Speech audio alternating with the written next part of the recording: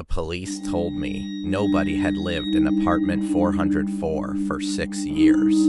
So when they asked who I had been talking to every night, I didn't know what to say, because for the past week, I had been hearing someone walking above my apartment every night at exactly 3:53 a.m. And on the 7th night, the footsteps stopped right above my bed. That's when everything changed. But to explain that, I need to go back to the day I moved in. The building was located just outside Chicago. It wasn't beautiful. It wasn't modern either. But the rent was unbelievably cheap. At the time, I thought I was lucky. Now I know why nobody wanted to live there. The property manager was an older man named Robert. He barely looked at me while signing the paperwork. Everything seemed normal until he handed me the keys. Then he hesitated, like he wanted to tell me something.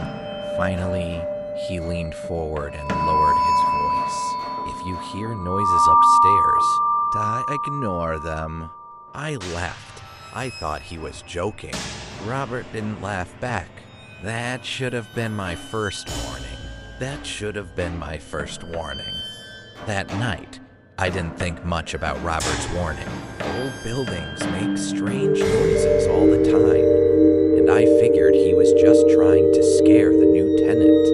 Around midnight, I turned off the lights, climbed into bed, and fell asleep almost immediately. I don't know how long I had been asleep when I suddenly opened my eyes. At first, I thought I had heard something in a dream. The room was dark. The building was silent. Then I heard it again. A footstep. A slow, heavy footstep coming from the apartment directly above mine. A few seconds later, another one followed. Then another. Someone was walking upstairs. I grabbed my phone from the nightstand and checked the time. 3:53 a.m. The footsteps continued. Slow, heavy, almost deliberate. Whoever was upstairs wasn't simply walking around. It sounded like they were pacing back and forth, the same path over and over again. I listened for nearly 3 minutes before the sound finally stopped. The silence that followed felt strangely uncomfortable. I took the stairs to the 4th floor. Apartment 404 sat at the very end of the hallway. The moment I saw it, something felt wrong. The door was covered in dust. The doormat looked untouched. There was no mail, no footprints, no signs that anyone had been there for a very long time.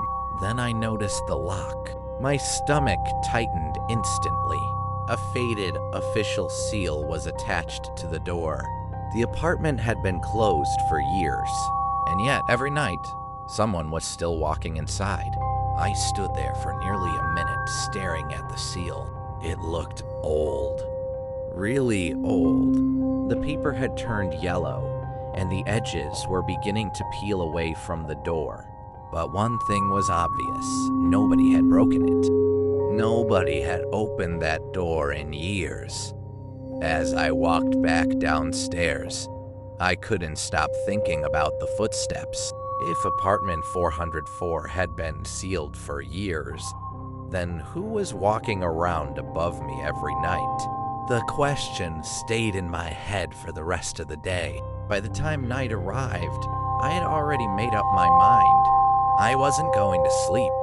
I was going to stay awake and listen. At 3:50 a.m., I was sitting on my bed with all the lights turned off. The apartment was completely silent.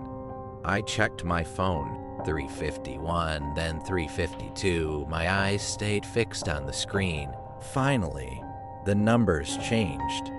3:53 a.m. Right on time, the footsteps returned. Step, step, step. The same heavy sound echoed from above. I counted every footstep. 1, 2, 3, 4. Then suddenly, they stopped, much sooner than usual. The silence lasted only a few seconds before I heard something else. Knock, knock, knock. 3 soft knocks came from my front door. Every muscle in my body froze. Nobody should have been visiting at that hour. I slowly stood up and walked toward the entrance. The apartment felt colder with every step. When I reached the door, I pressed my eye against the peephole. The hallway was empty. No movement, no neighbors, nothing. I stayed there for several seconds, trying to convince myself that I had imagined the sound. Then I looked down. There was a piece of paper lying on the floor just outside my door. My heart began pounding immediately. I knew it hadn't been there a moment ago. I would have seen it through the peephole. Slowly, I unlocked the door and stepped into the hallway. The building was silent, too silent. I picked up the note and unfolded it. There were only 3 words written on the paper. Do not look up. For a second, I simply stared at the message. Then I looked up. I wish I hadn't. Hanging from the ceiling directly above me was something that looked almost human. At first, my brain refused to understand what I was seeing. The figure was pressed flat against the ceiling like a spider. Its arms and legs were bent at impossible angles. Pale skin, long black hair hanging downward, completely motionless. It wasn't standing. It wasn't hanging. It was somehow attached to the ceiling itself. Then its head slowly turned toward me. I didn't sleep that night.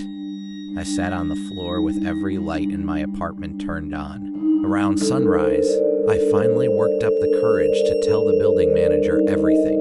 The moment I mentioned apartment 404, the color drained from his face. He didn't say a word for several seconds. Then he quietly asked me where I had seen the note. When I told him, he stood up and locked the office door. What he told me next made my blood run cold. According to him, 6 years ago, a tenant named Daniel lived in apartment 404. Neighbors constantly complained about strange noises coming from the ceiling. Every night they heard footsteps, scratching sounds, and something heavy moving above the rooms. The problem was that apartment 404 was on the top floor. There was nothing above it except the roof. One night, Daniel called the police in a panic, claiming that something was living inside the ceiling. Officers arrived but found nothing. 2 days later, Daniel vanished without a trace. The manager told me that after Daniel disappeared, workers entered the apartment to clear it out. What they found inside was never included in the police report. Every mirror in the apartment had been smashed.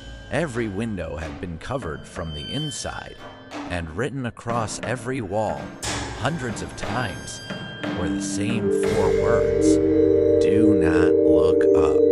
The apartment was sealed the next day and had remained empty ever since. At least, that's what everyone believed. Because at exactly 3:53 a.m. the following night, I heard footsteps coming from apartment 404 again. At exactly 3:53 a.m., the footsteps returned. Slow, heavy, deliberate. This time they didn't stay inside apartment 404. I heard them move into the hallway. One step, then another, then another. The sound stopped directly outside my door. My entire body froze. I stared at the handle, waiting for it to move. For nearly a minute, nothing happened. Then I heard a single scratch against the wood. My phone vibrated.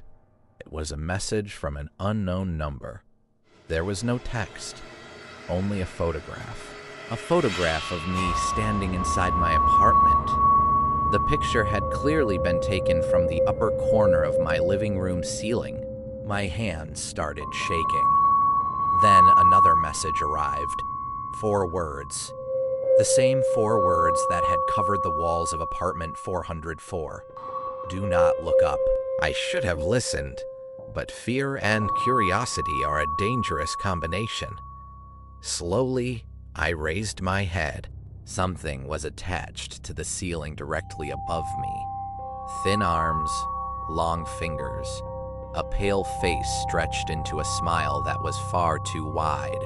It had been watching me the entire time. The police never found me. They only found my phone lying on the floor. The last photograph saved on it was a blurry image of the ceiling and two glowing eyes staring back into the camera.